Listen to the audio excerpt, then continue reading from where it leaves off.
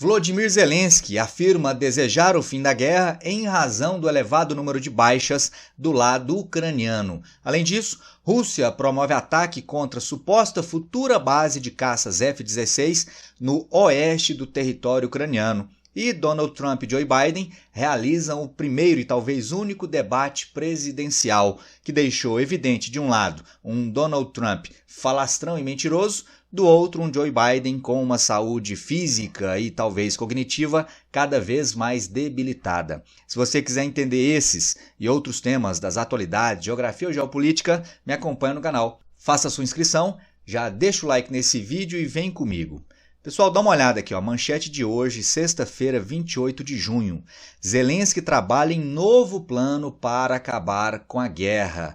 Há cerca de 2 semanas, teve lá na Suíça a primeira cúpula de paz, que não teve os russos como participantes. A Rússia não foi convidada e, ainda que fosse, não participaria, porque, segundo os russos, o país sede dessa primeira cúpula era a Suíça, um país que, segundo os russos, não tem uma posição imparcial de neutralidade em relação ao conflito. Afinal de contas, a Suíça apoiou várias sanções aí contra a Rússia desde o início da guerra.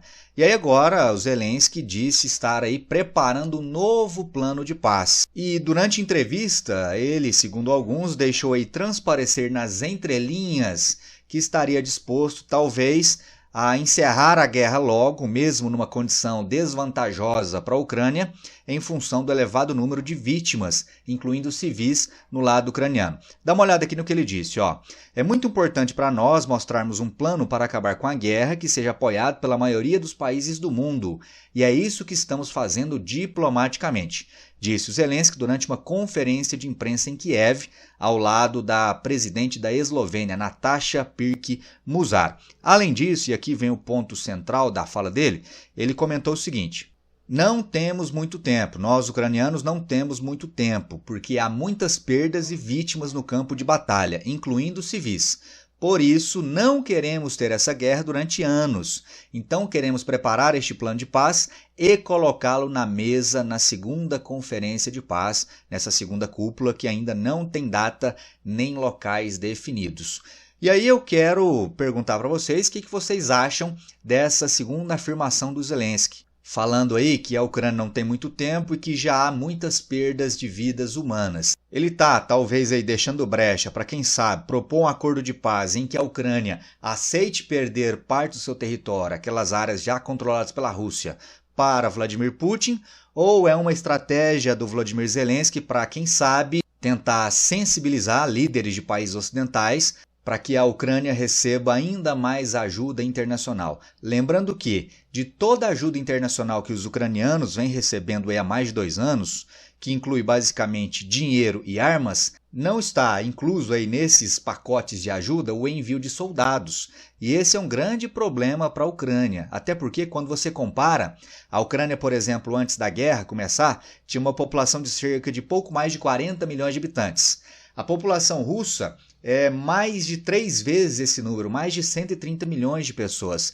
Então é lógico que no campo de batalha, levando em conta que há perdas dos 2 lados da guerra, dos 2 lados do conflito, é muito mais fácil para o país que é mais populoso, nesse caso a Rússia, repor esses soldados perdidos no fronte de batalha do que para a Ucrânia fazer o mesmo, já que a Ucrânia tem uma população bem menor que a dos russos. Então, há quem veja essa declaração aí do Zelensky como algo que expressa, sob certo aspecto, o desespero dele e meio que já aí uma possível aceitação de perdas de territórios para os russos. Mas me deixa saber aí sobre a sua opinião, o que você acha disso?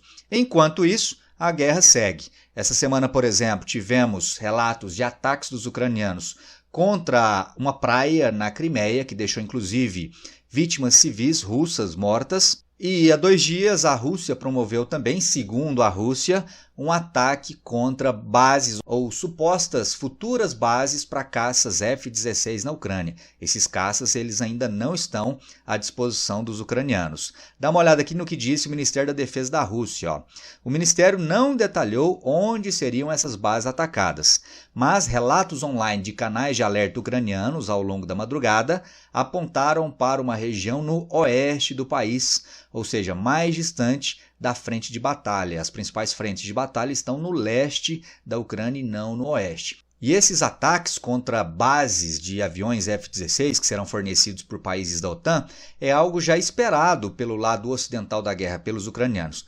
Por isso, muito se especula que outros países vizinhos poderiam servir de base para esses aviões. Ou seja, deixá-los na Ucrânia acabaria tornando esses aviões alvos relativamente fáceis para ataques russos. Eles ficariam, portanto, vulneráveis. Levar estas bases para outros países, por exemplo, a Polônia já se ofereceu. Ao mesmo tempo que garantiria ali, talvez, uma proteção maior a esses aviões, por outro lado, poderia colocar também esses novos países ou esses outros países na rota de possíveis ataques, represálias por parte da Rússia, ou seja, isso poderia também fazer com que a guerra escalasse ainda mais. Por isso não há ainda muita claridade no que se refere a localização exata dessas bases. Então, de um lado, está aqui a Rússia afirmando que atacou essas bases, ou seja, a Rússia estaria aí se antecipando e tentando destruir a infraestrutura que serviria de base para esses aviões, ainda que os aviões não estejam lá.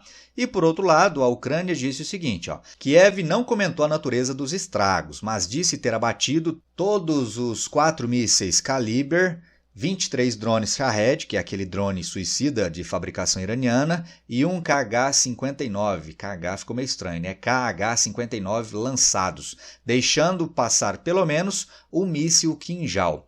Contudo, não há como confirmar a eficácia desses ataques de ambos os lados. Então, de um lado, a Rússia afirma que atacou essa base, a Ucrânia, por outro lado, afirma que conseguiu debelar esse ataque, não falando aí sobre estragos ou supostos danos causados a essa infraestrutura lá no oeste da Ucrânia. Então, como dito aí na matéria, é difícil assegurar a veracidade dos relatos feitos por cada um dos lados. Um dos dois está mentindo, né? E aí me diga aí quem que você acha que falta com a verdade em relação a esse fato especificamente. Enquanto isso, a campanha de Donald Trump segue a todo vapor e tudo indica, pelo menos depois do debate que ocorreu ontem, que ele esteja aí cada vez mais perto de retornar à Casa Branca. E aí muito se especula o que será da guerra da Ucrânia, o que será do apoio fornecido pelos Estados Unidos à Ucrânia em caso de vitória de Donald Trump. Dá uma olhada nisso. Aliados de Trump mostram plano de paz na Ucrânia. Proposta pressiona Zelensky. Resumidamente, o que essa possível proposta de resolução do conflito que seria implementado por Donald Trump diz? Dá uma olhada aqui, 2 conselheiros-chave de Trump apresentaram a ele, candidato republicano, um plano para acabar com a guerra da Rússia na Ucrânia. Isto é, se ele vencer as eleições presidenciais de 5 de novembro. E esse plano envolve dizer à Ucrânia que só obterá mais armas, ou seja, a Ucrânia só obterá mais armas dos Estados Unidos se entrar em negociações de paz. E essas negociações de paz teriam como base a atual disposição de tropas no campo de batalha. Ou seja, a Ucrânia teria que abrir mão daqueles territórios que os russos atualmente controlam. Porém, além dessa exigência do lado ucraniano, há também uma ressalva aqui para os russos. Ao mesmo tempo, os Estados Unidos também alertariam a Rússia que qualquer recusa em negociar, ou seja, sentar numa cúpula de paz, resultaria no maior apoio dos Estados Unidos à Ucrânia, disse o tenente-coronel reformado Kate Kellogg, um dos conselheiros de Trump, numa entrevista. Então, caso vença as eleições no próximo mês de novembro, o que tudo indica que vai ocorrer, esta pode ser a proposta do Donald Trump para encerrar o conflito. E aí, você acha que isso tem chance de dar certo? Acha a proposta justa? Escreve aí para mim. E, para finalizarmos, não poderia deixar de comentar também sobre o debate presidencial realizado ontem, promovido pela CNN. Talvez seja o único debate entre os dois. E aí, sem entrar aqui especificamente nos temas que foram discutidos, debatidos, falou-se de muita coisa, o que ficou claro é o seguinte: temos, de um lado, um Donald Trump já muito conhecido, aquele velho Donald Trump, falastrão, mentiroso. Ele apresentou muitos dados, por exemplo, relacionando imigração e aumento de violência sem qualquer fundamento, sem qualquer comprovação. Ainda que tenha sido velho Trump, falastrão mentiroso, ele estava muito comedido, diferente de outras situações. E, por outro lado, o Joe Biden deixou ainda mais evidente toda a fragilidade, não apenas física, mas também, de certa forma, cognitiva dele ao longo do discurso.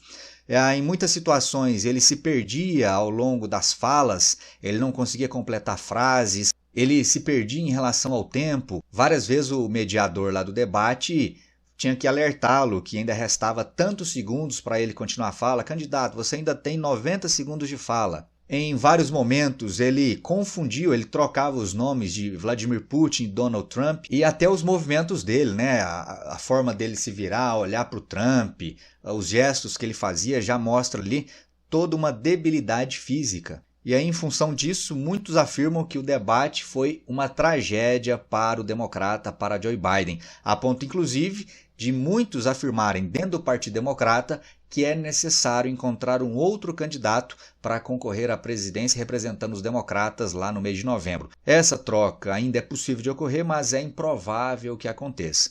Então, vamos ver o desenrolar, as próximas pesquisas quando saírem, veremos aí de fato qual foi o impacto causado pelo debate. Mas, de um modo geral, a sensação é de que o debate foi muito ruim para o Joe Biden. E o curioso é que os dois não têm uma grande diferença de idade.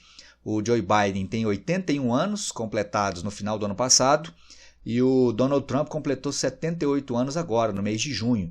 Ou seja, a diferença de idade dos dois é de pouco mais de 3 anos. Só que do ponto de vista físico, o Donald Trump, ainda que não seja muito mais jovem que o Biden, ele consegue mostrar um vigor físico muito maior, até por conta da altura, né? O Trump é um pouco mais alto que o Biden, então ele consegue meio que se sobrepor ao seu rival. E o Biden, por sua vez, já vem dando aí demonstrações de uma idade muito avançada há muito tempo, não é de agora, né? Então os republicanos, ou melhor, os democratas, se quisessem de fato ter um candidato que passasse mais confiança para o eleitorado, perdeu essa chance lá atrás. Não é de agora, portanto, que fica evidente que o Biden tem sim essas limitações em razão da idade. Mas quero que você me conte aí, caso tenha assistido ao debate, ao menos alguns trechos, o que você acha, se de fato Trump saiu ou não em vantagem se comparado ao seu rival. Valeu, meu povo, é isso aí. Deixe aí seus comentários, se gostou do vídeo, deixa o like, se não gostou, deixa o dislike e não deixe de acompanhar também os próximos vídeos do canal. Um forte abraço, te vejo no próximo, até lá, valeu!